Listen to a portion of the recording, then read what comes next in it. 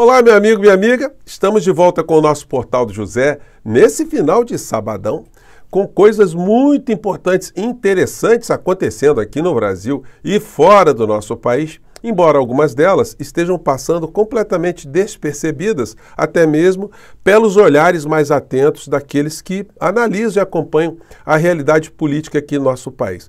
Recados muito significativos estão sendo dados por aquele que está armando toda uma estrutura para escapar da cadeia, ele mesmo, o inelegível. E tem situações muito importantes que eu vou compartilhar aqui com vocês com algumas cenas que estão acontecendo depois desse primeiro turno das eleições municipais aqui no Brasil.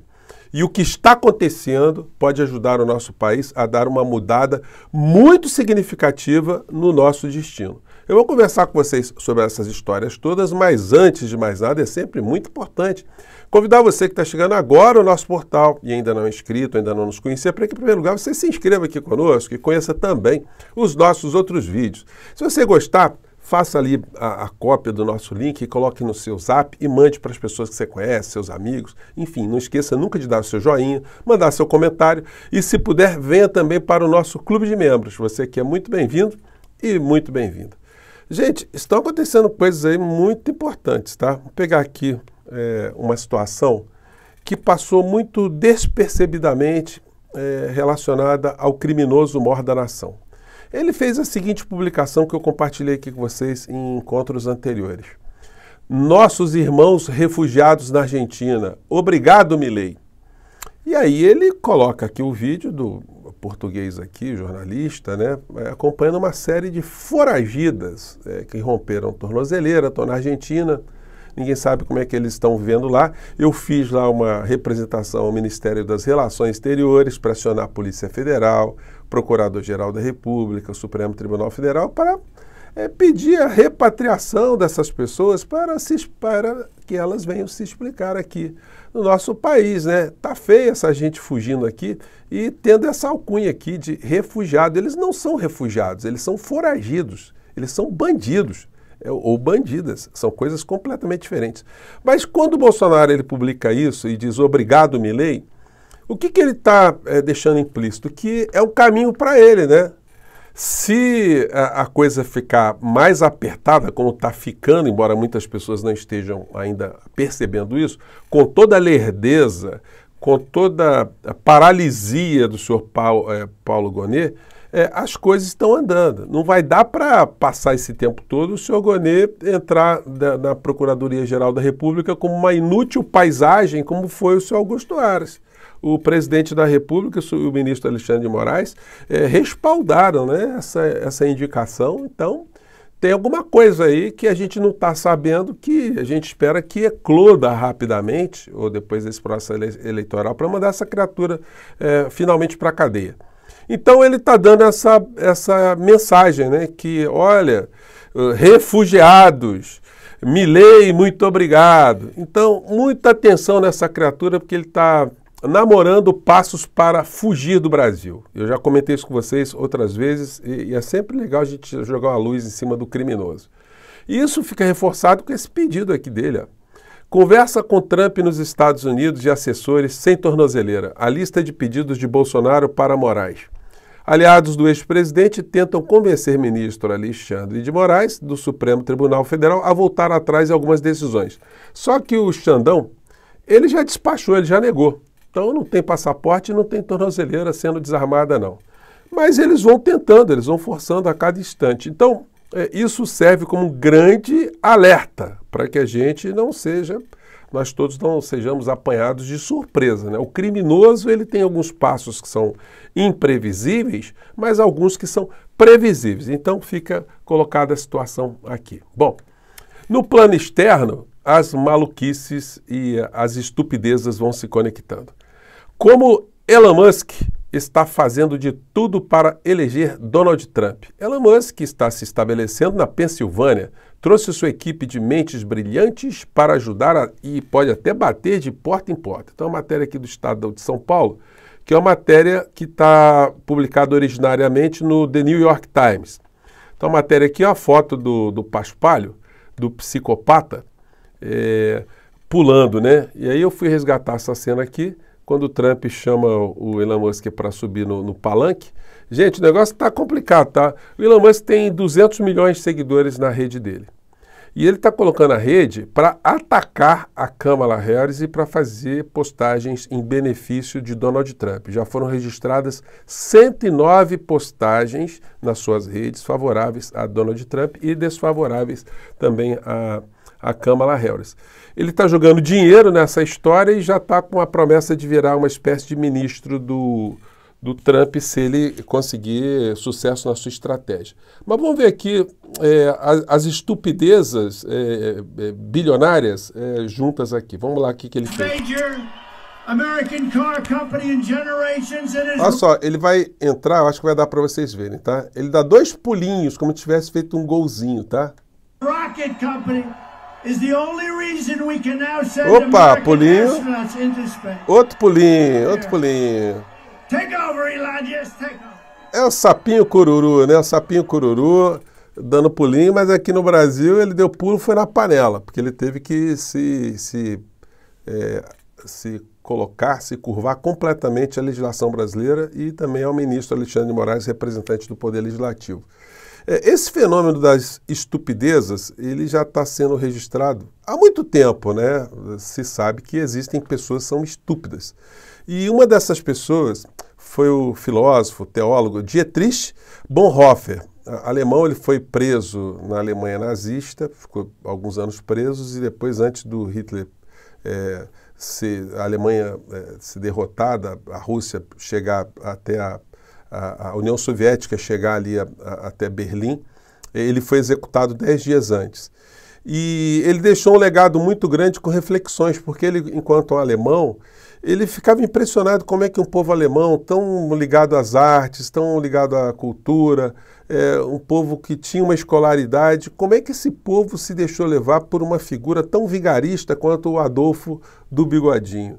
Como é que esse povo se converteu num povo estúpido? E aí ele vai fazendo análise sobre isso, e ele faz aqui muitas digressões sobre o que o Freud tinha escrito nesse livro aqui, que é um livro legal, um livro pequeno, fácil de ler, onde o Freud desenvolve, né, uma teoria sobre a psicologia das massas e análise do eu.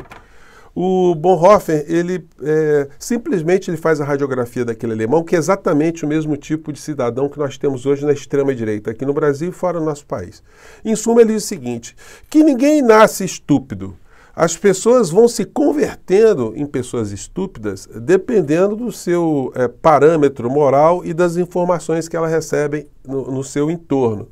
Isso faz com que pessoas que sejam inteligentes, pessoas que tenham cultura, tenham formação, tenham dinheiro, mesmo assim essas pessoas podem se converter em pessoas estúpidas. O estúpido é aquele que rompeu também freios morais. Ele não está se importando se alguém está julgando que ele é um estúpido, ele não se importa com argumentos reais, ele não se importa com fatos, ele só se importa com a crença que ele botou na cabeça dele. E muitas vezes ele sabe até que a crença é mentirosa. Então, o Dietrich Bonhoeffer, ele disse que o estúpido é muito mais perigoso do que o homem mau. Porque o homem mau, ele tem uma certa racionalidade no seu comportamento. Mas o estúpido não. O estúpido, ele está diante de uma deformação moral que é mais complicada de superar. E se você tenta mostrar para esse estúpido os fatos, a realidade, ele não só nega o que você está falando, como ele começa a ficar com raiva de você e passa também a ter um comportamento hostil.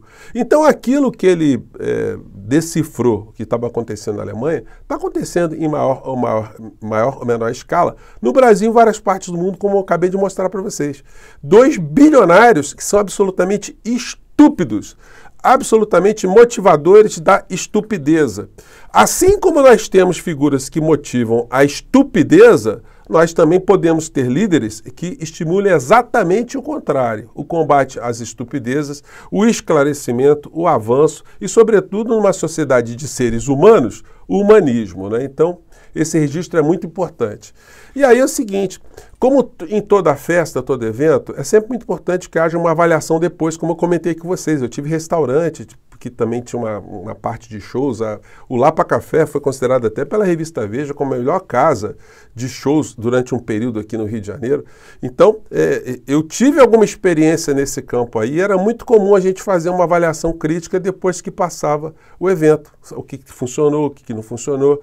E hoje você, quando compra alguma coisa, utiliza algum serviço, é muito comum você receber uma correspondência, um e-mail, perguntando qual foram as suas impressões em relação ao uso daquele serviço. Você dá nota do atendente, do serviço. Isso para quê? Para se formar uma consciência crítica, para avançar, para mudar, para corrigir erros.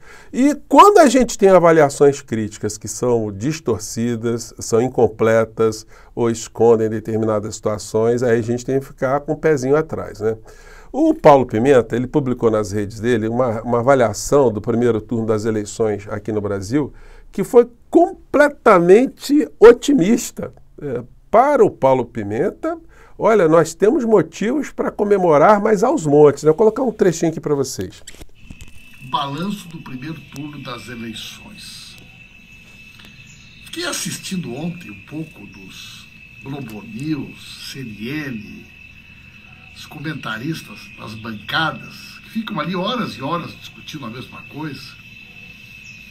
E todas elas insistiam numa tese furada,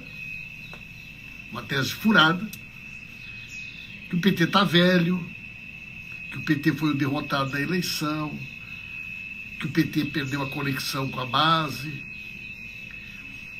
O curioso, gente... E aí é o seguinte, aí o Paulo Pimenta, eu vou colocar na descrição do link para vocês, quem quiser acompanhar essa avaliação do Pimenta. E ele vai discorrendo sobre isso e no final ele apresenta muitos motivos para comemorações. Aqui na revista Veja foi publicada uma matéria com Washington Quaquá, que foi eleito prefeito de Maricá agora, com ampla vantagem, e ele é vice-presidente do PT. E ele faz aqui uma autocrítica muito interessante. Para nós o resultado não foi grandes coisas, foi razoavelmente fraco. Não podemos jogar poeira para baixo do tapete. O resultado não foi um resultado para um partido que governa o país, afirmou Quaquá.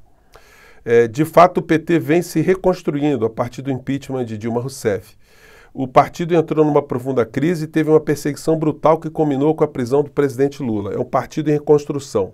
Sobretudo, nós perdemos voto nas grandes cidades, nas periferias, muito por conta também das opções que o partido fez em relação às suas temáticas. Isso tem impacto, sobretudo, sobre o nosso eleitorado tradicional, que era o periférico, pobre e que tem migrado, inclusive, para a extrema-direita, opinou. Então ele vai fazendo aqui algumas críticas, algumas pessoas não gostam do Quaquá, ele tem um estilo muito próprio, né?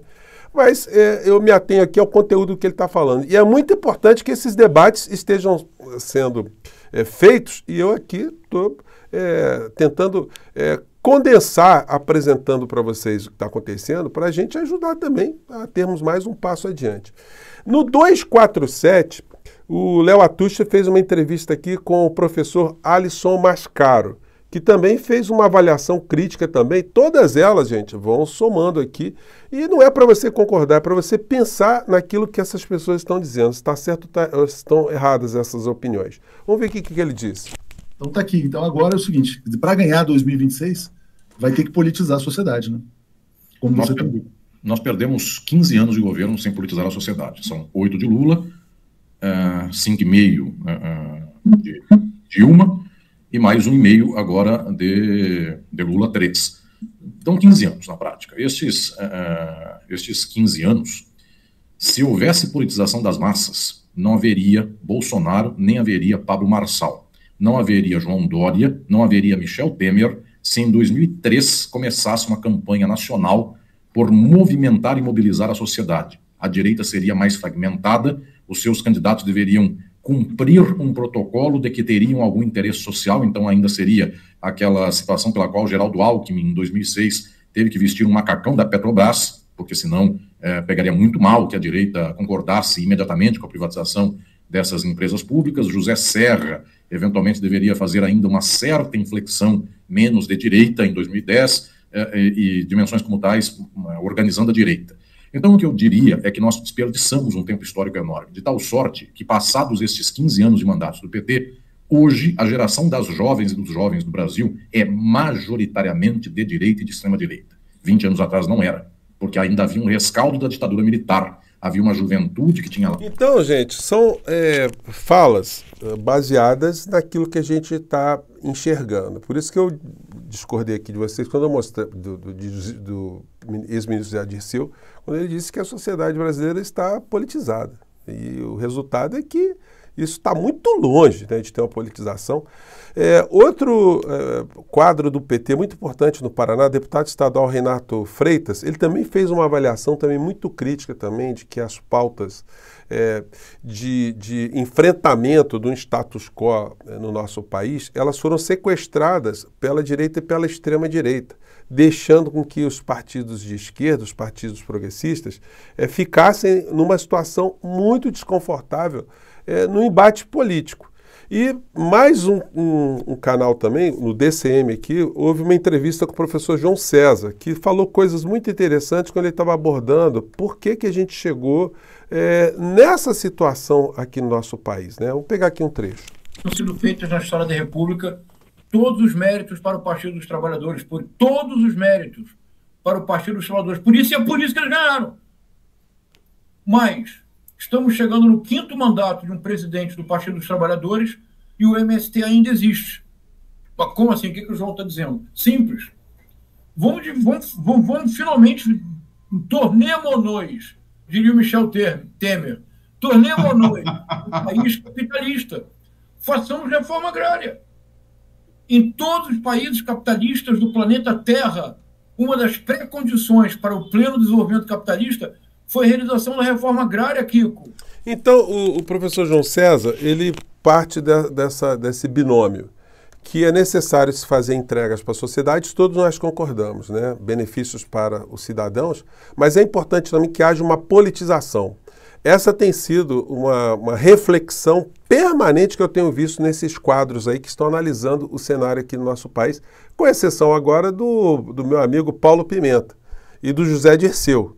E que, ao fazer esse tipo de avaliação, eles jogam toda a esquerda, todo o processo político aqui numa espécie de imobilismo.